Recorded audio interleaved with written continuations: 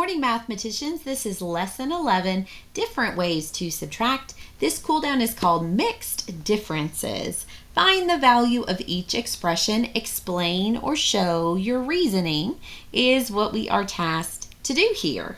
So the first thing that I want to look at in this question number 1 is, of course, we're looking at 2 and 4/5 minus 3/10. So the first thing that jumps out at me is that I can take 4/5 and I can create an equivalent fraction with a denominator of 10 here, right? We can do that because we know that 2 and 4/5 can equal 2 and something with a denominator of 10, right? 5 times 2 will give us 10. So 4 times 2 would give us 8. 4/5 equals 8/10. And of course, that whole number 2 stays the same. So I'm now going to exchange this 2 and 8/10 for this 2 and 4/5. Now, if I do that, I'm just simply going to rewrite it as 2 and 8/10 minus 3/10. And I'll have my final answer for number 1. I know that 8/10 minus 3/10 gives me 5/10. And I know that my whole number 2, of course, will stay in the front as a mixed number. So I have found my answer of 2 and 5/10. Now, it does ask me to explain or show my reasoning. And this is such an important standard for us in 5th grade. I really want us to make sure that we go ahead and write in an explanation of exactly what we did in these equations. So we know our answer. We've already set it to be 2 and 5/10. I'm going to write that what we did was we rewrote 2 and 4/5 as 2 and 8/10. And then we subtracted 3/10. Because truly, that's exactly what we did, is we were able to exchange 2 and 4/10 for its equivalent version of 2 and 8/10. All right, that is what we did in number 1. We were able to use that way of subtracting. We turned one of our denominators into the other fraction's denominator. But what about when that doesn't work out? Because that doesn't work out in number 2.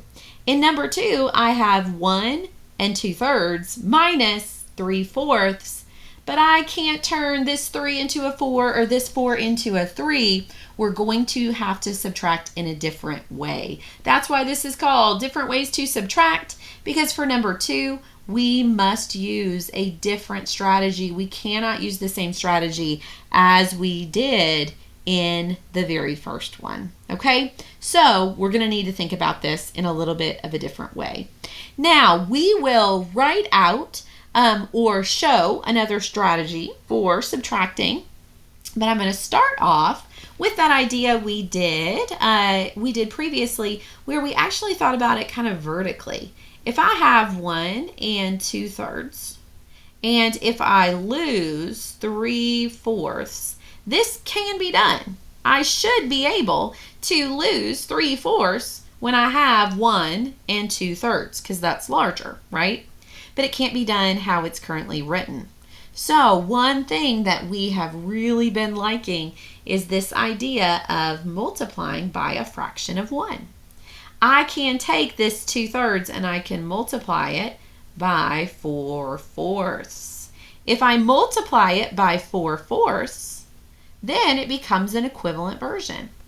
I am doing 2, let me come back here real quick. There we go. Let me try this again. I was trying to highlight here. I'm going to do 2 times 4, and that gives me a numerator of 8. And I'm going to do my 3 times 4, and that gives me a denominator of 12. And of course, the 1 at the front stays in the front. We know that 1 and 2/3 is equal to 1 and 8/12. So that works out great. Then for our bottom fraction, I'm going to multiply 3/4 by this number 3, And I'm going to put that as my numerator and my denominator, because to create an equivalent fraction, I have to treat it fairly. I have to multiply it by the same number in order for it to be equivalent. So I know that 3 times 3 is going to give me a new denominator of 9, or a new numerator of 9. And here I have 4 times 3, and that gives me a new denominator of 12. So now we have that. Okay, now can I subtract? Yes, I can, but I can't do it right now, because take a look. I have 1 and 8 twelfths, and I want to lose 9 twelfths. So I know this can be done because my top is larger, but I know I have to borrow. Now, can I borrow in fractions? Absolutely. I can borrow in decimals, I can borrow in whole numbers, I can borrow in fractions, but I'm actually going to have to borrow from the whole number. So I'm going to borrow from this 1 whole, and I'm going to make that a 0. Now, in whole numbers, when we regroup, we give a 10. Now, don't do this right now because this is incorrect. But because of that, we kind of overgeneralize. And a lot of times we want to give our numerator 10, but that's not going to be true. We don't just give a group of 10. We give a group of 10 in whole numbers and in decimals because place values are based on 10 related to their neighbor. But here, that's not the case. We need to give this a whole. That is not giving it 1. Certainly, that would be like giving it 1/12. That is not a whole. But what is a whole? 12 twelfths. Whatever is in the denominator is what I can give to the numerator, because that denominator is what sets how many wholes there are. So I'm going to take 8 twelfths and I'm going to add 12 twelfths to it. That's adding a whole. Well, 8 plus 12 gives me 20. So my new fraction that I really have here is 20 twelfths.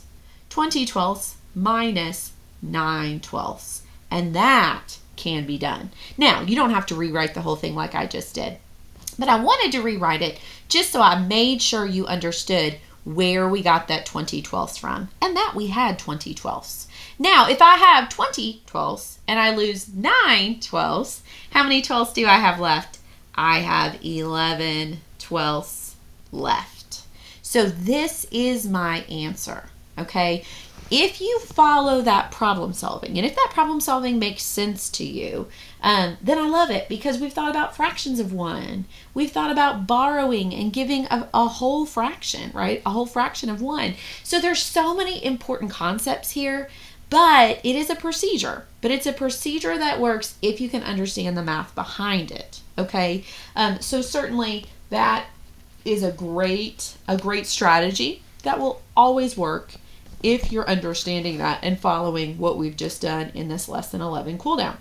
Now I'm going to write out one of my favorite explanations that I am seeing for this number 2. This number 2, of course, we all have to get to this answer, but we can get to it in different ways. This answer says I added 1/4 to 3/4 to get 1.